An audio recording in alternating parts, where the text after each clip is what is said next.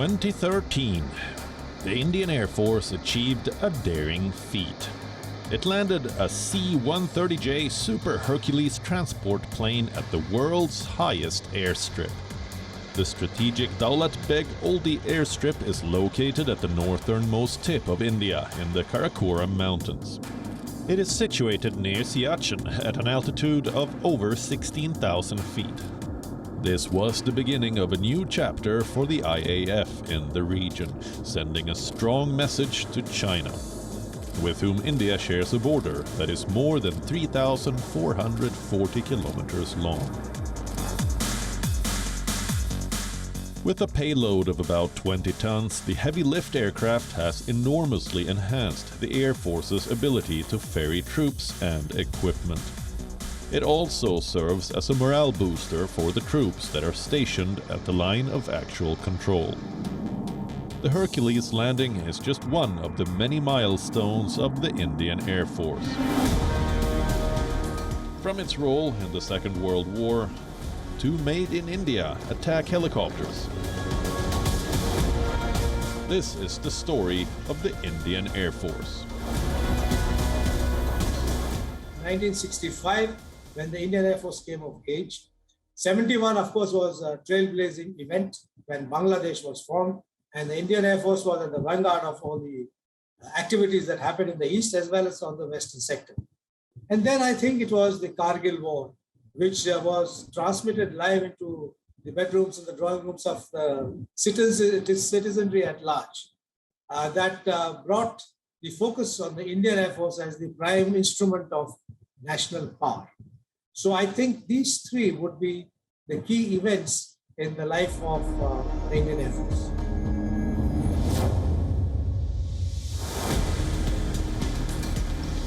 Do you know why the Indian Air Force Day is celebrated on the 8th of October every year? It was on this day in the year 1932 that the Indian Air Force was officially founded as a supporting force for the Royal Air Force of the United Kingdom. It was then known as the Royal Indian Air Force.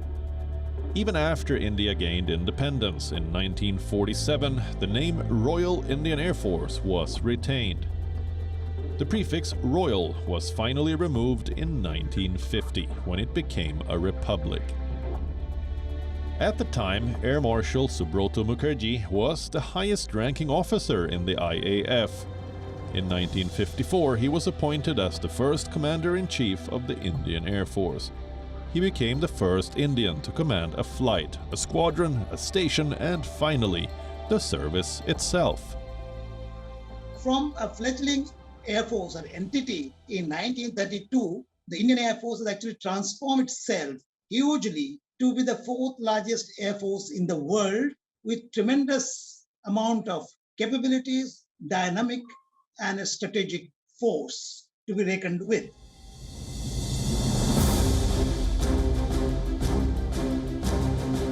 Today, the IAF is the fourth largest air force in the world. It's a highly technical and specialized fighting force.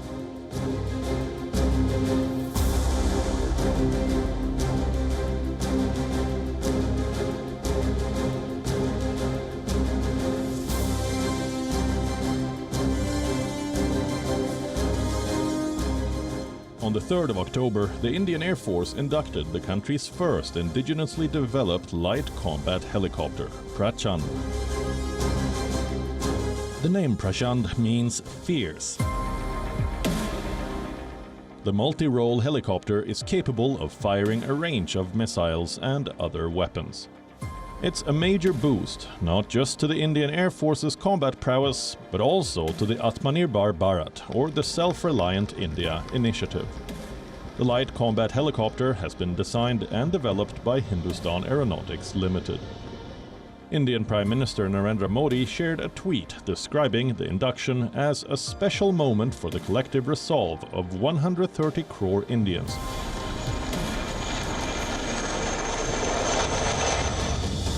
Prachand is the only attack helicopter in the world that can land and take off at an altitude of 16,400 feet with a considerable load of weapons and fuel.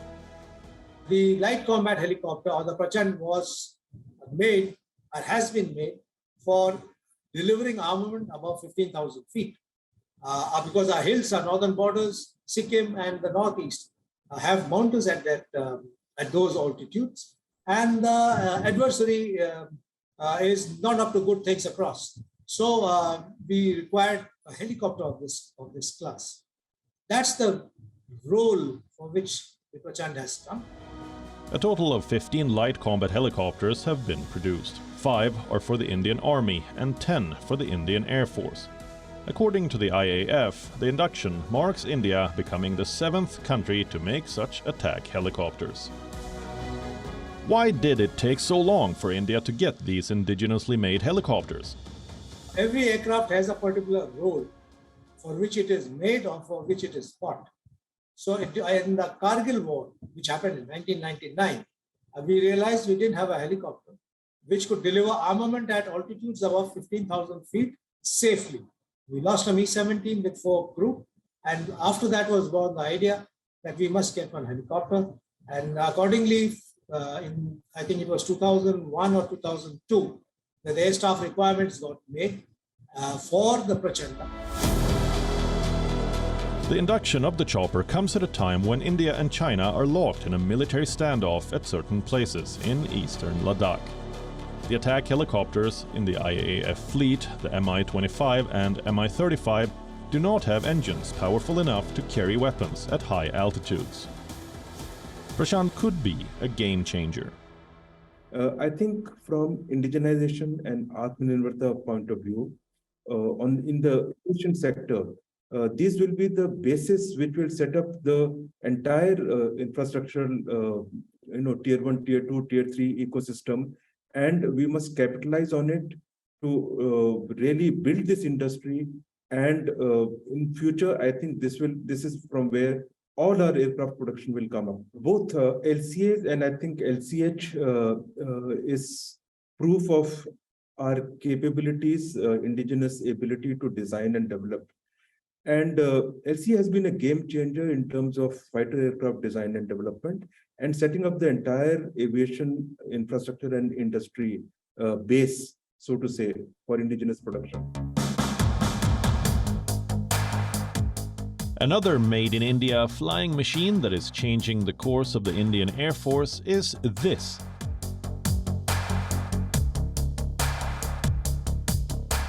In September 2019, India's homegrown HAL Tejas took to the skies.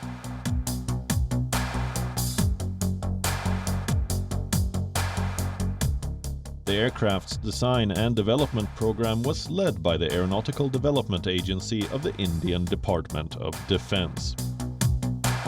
It is manufactured by Hindustan Aeronautics Limited, a single-seat, single-engine, lightweight, high-agility supersonic fighter aircraft. It is capable of operating in high-threat air environments. Tejas can attain a speed of 2,000 kilometers an hour. Its combat radius is 500 kilometers, which means it can travel 500 kilometers to accomplish its objective and return to the airfield. And it can travel 6 times that distance when not in combat mode. About 60% of the jet is indigenous. The Make in India program is primarily being driven by the need to reduce arms import bills and optimize defense expenditure. And now the Indian Air Force plans to build around 100 advanced fighter jets in India, for which it has begun talks with the global aircraft manufacturers. Intending to modernize its arsenal, the Indian Air Force also inducted the French-made Dassault Rafale fighter jet in 2019.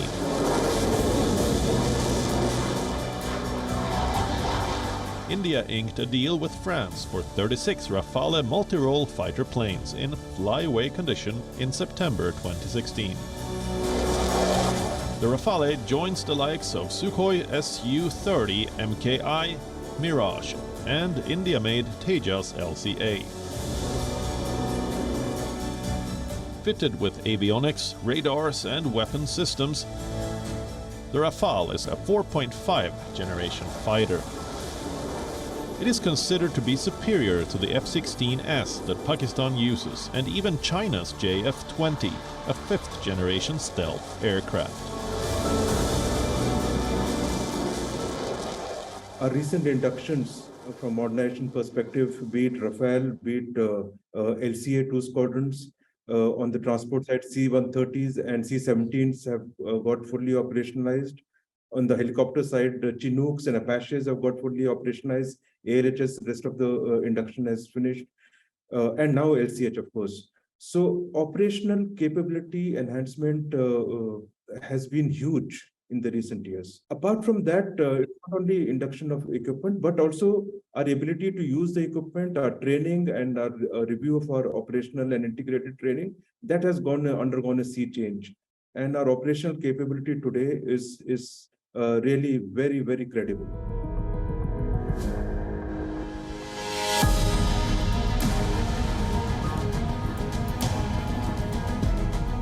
Another momentous occasion for the Indian force was the induction of the first heavy-lift Chinook helicopters in March 2019.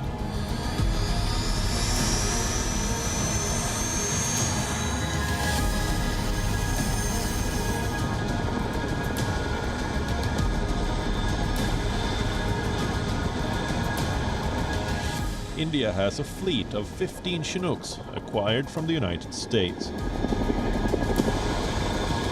It can carry a payload of up to 23,000 kilos. The helicopter has emerged as one of the major military tools for airlift operations in locations including the Siachen Glacier area in the Ladakh sector. In April this year, an IAF Chinook helicopter undertook the longest non-stop helicopter sortie in India.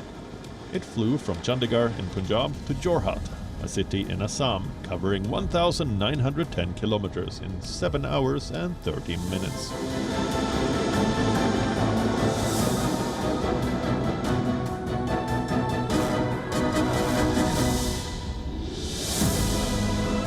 It has been 90 years since the formation of the Indian Air Force.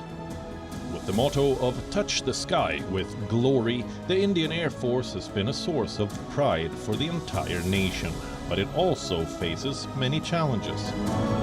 At least 152 Indian Air Force pilots and 534 aircraft have been lost to accidents and crashes over the past 3 decades. The notorious record of the IAF's MiG-21s has led to it being referred to as a flying coffin and a widowmaker.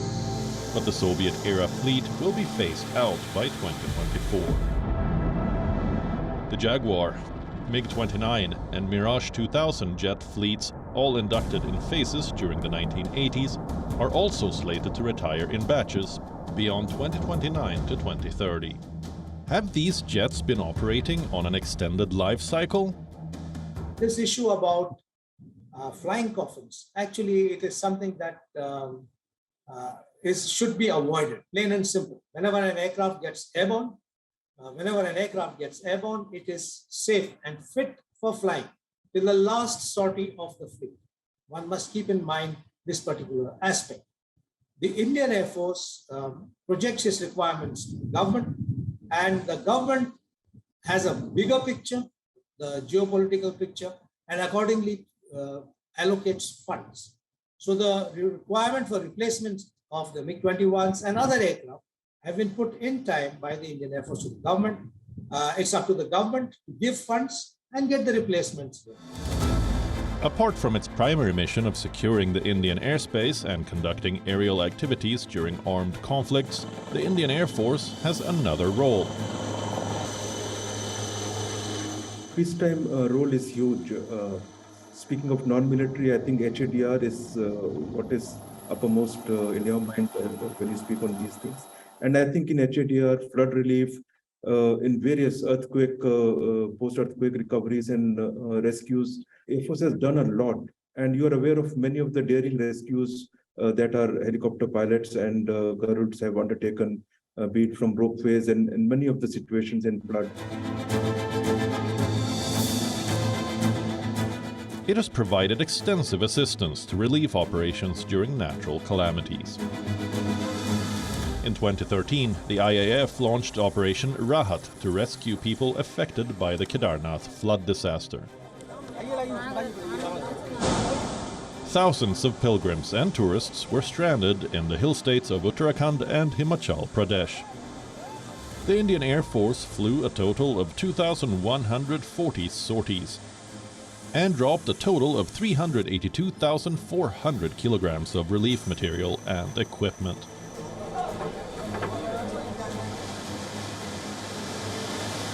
This is one of the biggest civilian rescue operations of its kind, carried out by any air force using helicopters.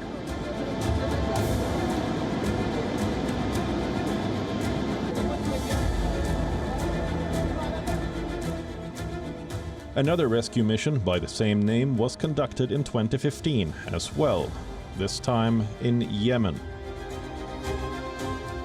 Operation Rahat was launched when hundreds of Indians were left stranded after a conflict raged between the Yemeni government and Houthi rebels.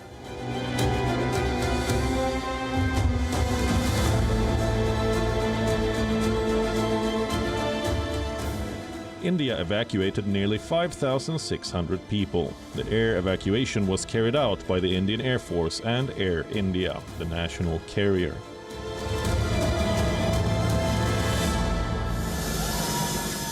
In 2021, following the pullout of US forces from Afghanistan, the Indian Air Force managed to evacuate many Indians and foreign nationals. Even this year, the Indian Air Force joined rescue efforts in Ukraine, after Russia invaded the country on the 24th of February. It deployed several C-17 aircraft to evacuate students who were stranded as part of Operation Ganga.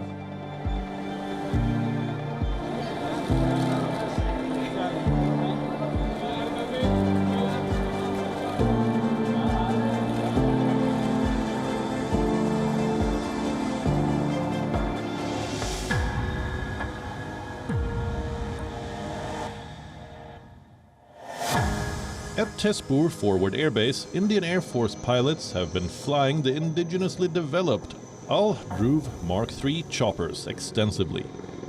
Flight Lieutenant Tejaswi Ranga Rao, India's first female weapons system operator, said the troops are ready for any kind of eventuality.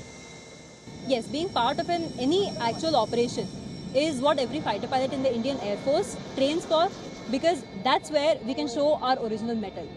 Our pilots from various bases in the eastern sector are ready to respond in any case of any eventuality. We are always ready for any kind of tasks and challenges that may come upon us. In all, the Indian Air Force has more than 1,600 female officers. 9 of them are fighter jet pilots, 50 helicopter pilots and 51 transport pilots. 90 years guarding the nation's skies of service and dedication. These women and men in blue live by a set of enduring core values that form the bedrock of the Indian Air Force. From the acquisition of frontline combat aircraft with state-of-the-art precision weapons to other enabling technologies, the Indian Air Force is poised for major modernization in the next 15 years. Will it lead the world by example? Indian Air Force and the other armed forces component, that is the Army and the Navy, perform a lot of joint exercises, bilateral and multilateral exercises with a number of friendly countries, exercises with the best air forces in the world, the US, the Royal Air Force, the French Air Force, and many others.